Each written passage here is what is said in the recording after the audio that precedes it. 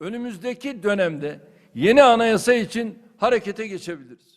Li Tirkiye piştî axaftina Serokkomarê vî welatî Recep Tayyip Erdogan ku banga destûra nû kir di rojeva medya û siyasî de jî mijar bi berfirehiyê tê axaftin. Erdogan ragihand demdema destûreke nû ye ji bo Tirkiye û eger şîrîkê wanê siyasî MHP jî bêje erê, ew ê dest bi amadekirina destûreke nû bikin.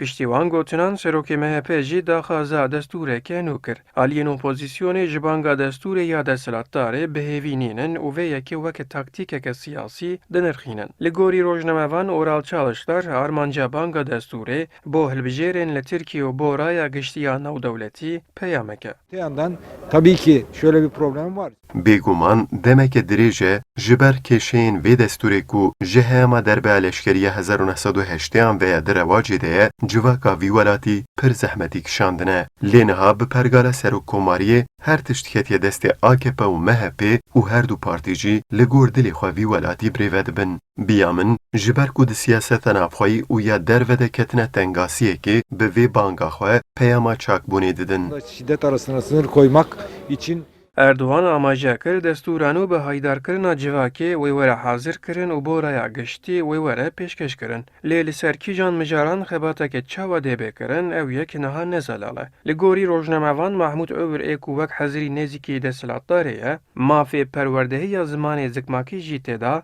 gelek xebatên demokratîk dibe di destûra nû de dê cî bigire.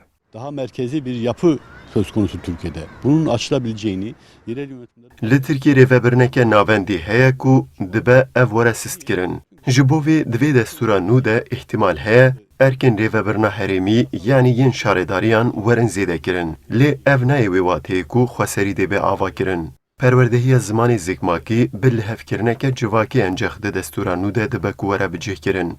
AK Parti û MHP li gor pêdiviyên îro destûreke nûjen dê amade bikin. Lê aliyê opozisyonê dê xwe ji vê yekê dûr bixe. Ruhuna uygun bir anayasa olabileceğini düşünüyorum ama dediğim gibi Derbarê destûra nû de tê çawerêkirin rojembe AK Parti û MHP li hev bicivin û nexşareya destûra nû gotûbêj bikin. Ercan da Kurdistan 24 İstanbul.